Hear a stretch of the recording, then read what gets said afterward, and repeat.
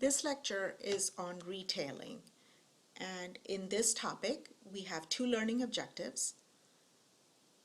First is to list and understand the different types of retailers, and then the second is to understand the different aspects of the retail marketing strategy or the retailing mix.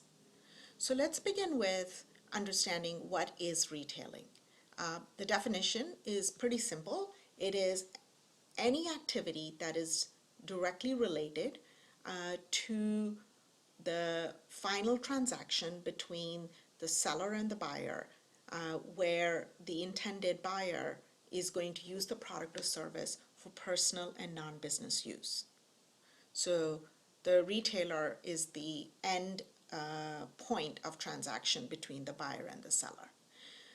So there are four different ways in which retail operations can be classified. And the four categories are ownership, level of service, product assortment, and price. So let's start with the first one, which is ownership. And so based on ownership, there are three subcategories of retailers.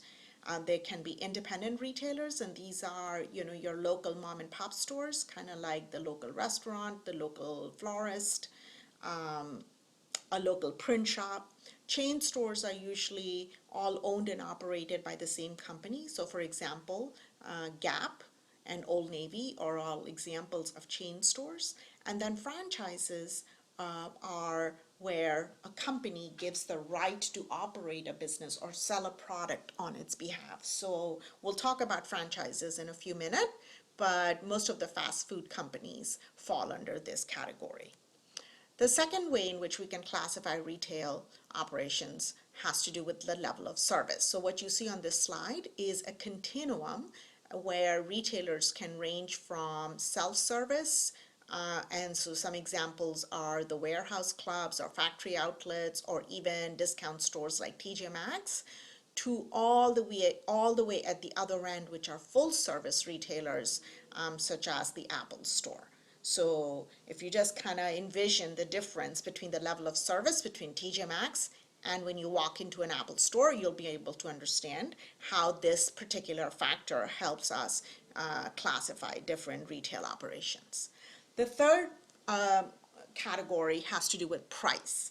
And so again, I'm sharing with you these two examples where they both target apparently the same demographic population, the teen population, but one's definitely positioned as a premium retailer, which is Abercrombie and Fitch, and then Aeropostale is the more affordable option to a mall-based retailer that targets the teen population with clothing.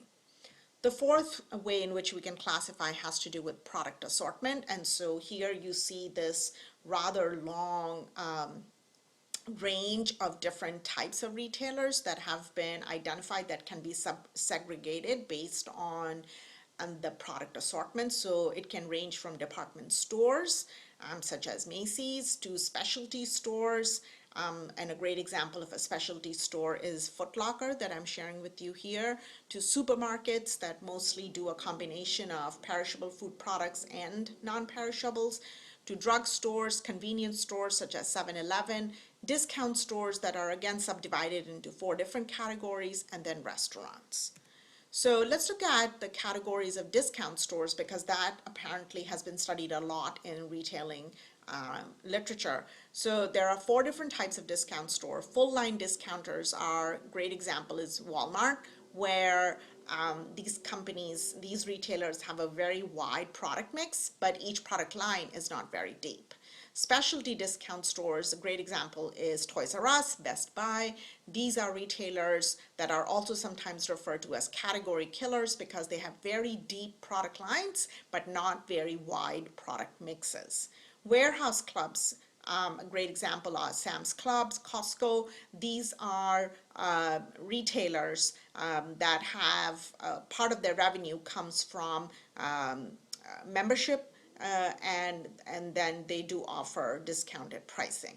And then the last one is off-price discount retailers, and so you're familiar with those, and these are mostly TJ Maxx, Marshalls, etc.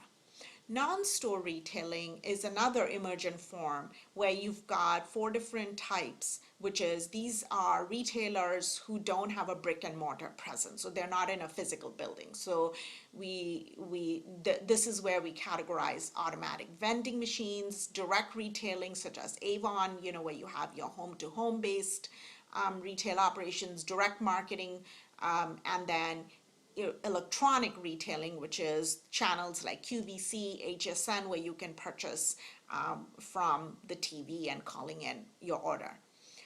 Internet or e-commerce is different from HSN and QVC, and the example that I'm sharing with you kind of gives you a sense of the popularity of e-commerce. And this is a snapshot of the Target website from last year's Black Friday, where the traffic was so heavy that the website could not sustain it. So you had this message from the company asking customers to be a little bit patient. So kind of that gives you a sense of the popularity and the sort of how e-commerce has taken over brick and store commerce. The other emergent forms of retailing that are not included in that classification that we just reviewed has to do with this new emerging form called subscription service, right? So here I'm sharing with you an example of this company called Le Tote, where you can subscribe for about $49 a month. You can have a bag delivered every month to your doorstep, where you can get to pick what apparel and accessories you want to include in that tote bag. Right? The other very common, very popular example of a subscription service is Birchbox. And some of you might be aware of Birchbox, where you pay, it's a subscription service, again, for a monthly fee. You can get a box of products that you get to pick and choose that gets delivered to your doorstep, right? So franchising is something we talked about earlier, is also a form of retailing. And this is where a company called a franchisor gives the right to operate or sell a product to a franchisee or the licensee. There are two forms of franchising. One is the product and trade name franchising, where the franchisor is giving the right to sell certain products. And the great example of that is NTB, National Tire and Battery. So it's a product and trade name franchising, where the company is giving the right to its licensee, right, to sell all the tires and batteries on its behalf. The other type is called business format franchising, and this is where you have that ongoing business relationship between the two parties. So a great example is Remax, which is and other financial planning companies, State Farm, insurance companies that are all business format franchising. So in the last part of this topic, we'll look at the retail marketing strategy. And again, you'll see this huge amount of overlap between what you've learned so far in terms of marketing strategy. So yes, retailers also need to define and select their target market, but in addition to the 4 Ps, retailers actually have to develop 6 Ps, right? So let's look at the retailing mix. So you still have your product, price, promotion in place, but retailers also have these 2 additional P's called personnel and presentation, right? So let's look at a couple of different ways in which the retailing mix tends to be different than a regular marketer. So the location decision for a retailer, assuming it's a brick and mortar retailer, has to do with where exactly the retail store is going to be located. Is it going to be a freestanding in a shopping center or a mall? The presentation aspect of the retailing mix has to do with several different factors that help the retail store create that atmosphere, that store atmosphere, right? So here you make decisions about employees, merchandise type, fixture, the sound you hear inside the retail, the odor, which is, the fragrance that you sniff when you walk into a retail store, and then all the visual factors. That includes the color of the wall, the lighting, the pictures that are on display. So just to kind of give you an example of the store atmosphere that is kind of an outcome of this presentation variable, look at the store atmosphere for a store like Kmart, and then compare that to the store atmosphere of another retailer by the name of Neiman Marcus, right? So you can see how all of those factors that we just reviewed help create this store atmosphere. The last one has to do with personnel, which is the sixth P in the retailing mix. And this is where two common selling techniques kind of create this exclusivity which comes with retailing. So trading up and suggestive selling. So trading up is where retailers have their employees trained to help a customer buy a product higher in price, and that hence the word trading up. Suggestive selling is complementary selling. So let's say a customer walks into a retail store to buy a jacket. The employee then engages in suggestive selling, where she also suggests the purchase of a pair of pants or a shirt and a belt to go with it. Customer management in retailing is where you see these three key strategies come into play. You know, you have that CRM that we've learned about earlier. The loyalty programs are big in the retailing world, and then clienteling mostly is where you see the personal shopping service that high-end retailers offer to their more permanent clients.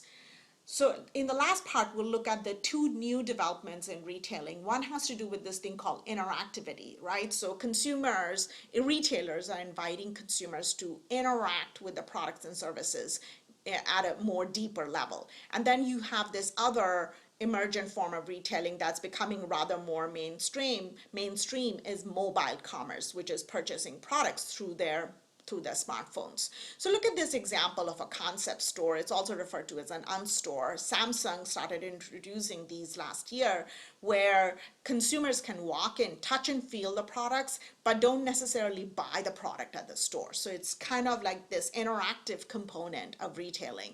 And then customers can actually place orders online and purchase the store's Samsung products on their own. So it's an unstore, a concept store where that allows customers to interact with the products. Mobile commerce is something I guess I don't really need to talk a lot about, but look at this one with Domino's, where they have an app that you can just click and order your pizza. And so many other companies now are resorting to m-commerce as their way, their dominant form of retailing.